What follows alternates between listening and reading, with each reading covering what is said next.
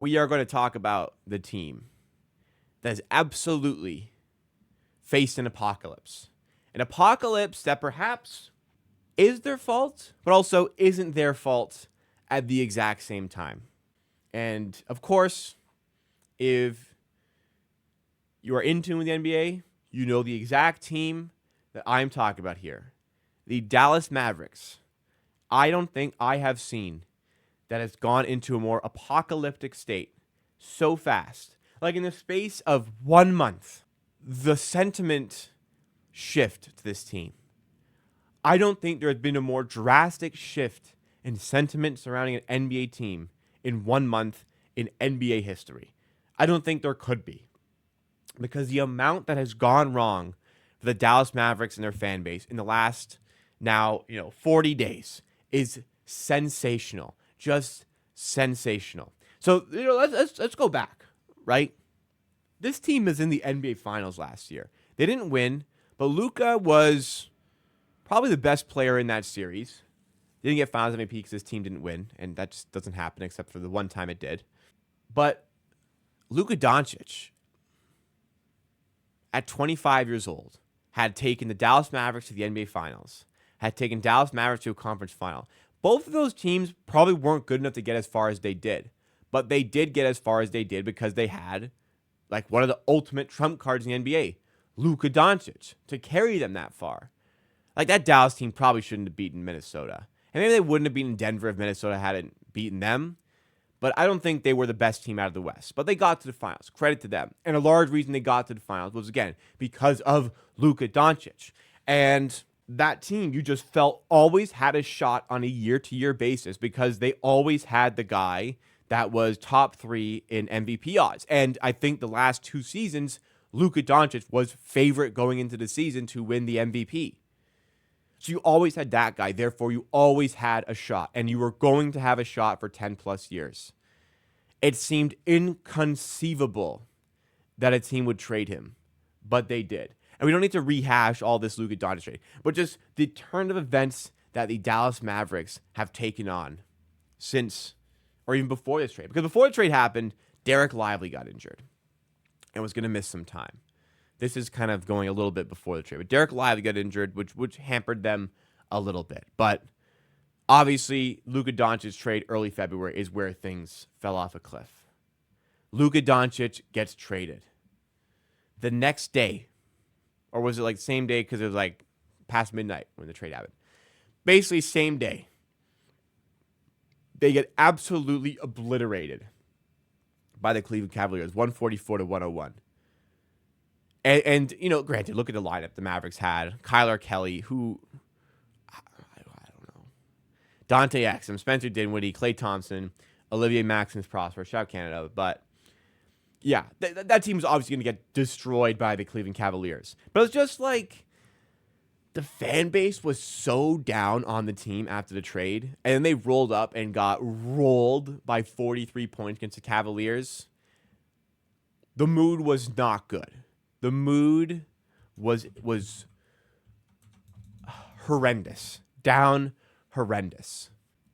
Like, they had their GM, Nico Harrison, basically, like, making fun of them for being upset about the trade. Like, that's the sentiment I got from him.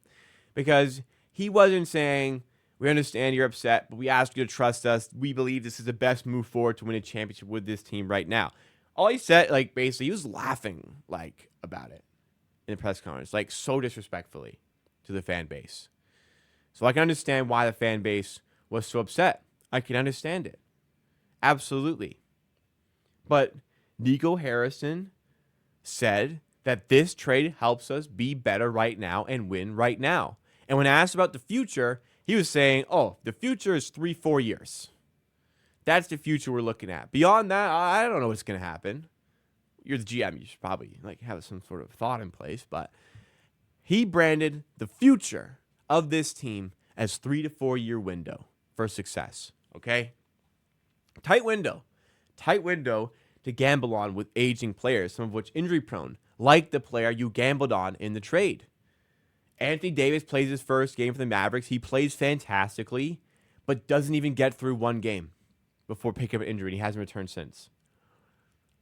So they don't deserve to get Anthony Davis injured. So anybody can get injured at any time. But Anthony Davis was traded for because the main concern around Luka Doncic was going to be, or at least one of the main concerns, was his durability, his health, his fitness levels.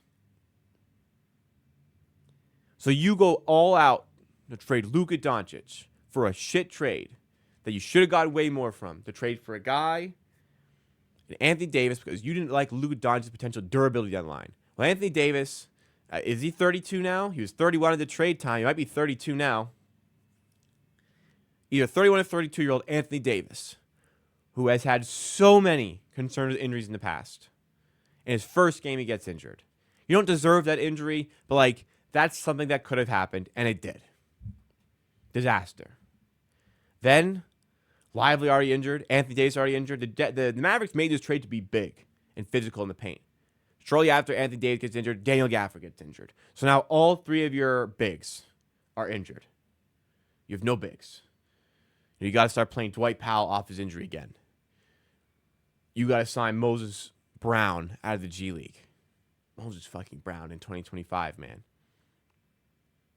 You roll into Lakers, into LA. You play the Lakers. You play against Doncic. Doncic played well, not like incredibly, but Doncic played well. He was getting doubled like crazy. Played well, and the Lakers beat Dallas.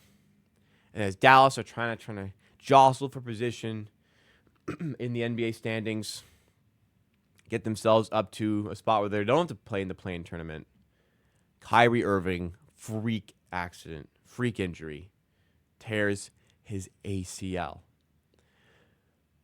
Wow, what a shift in a month. All of that to go down.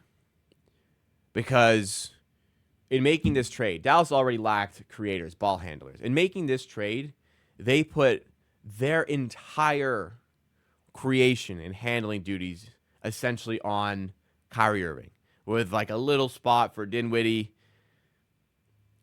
But Kyrie Irving had to take on such a load as the ball handler, and he tears his ACL.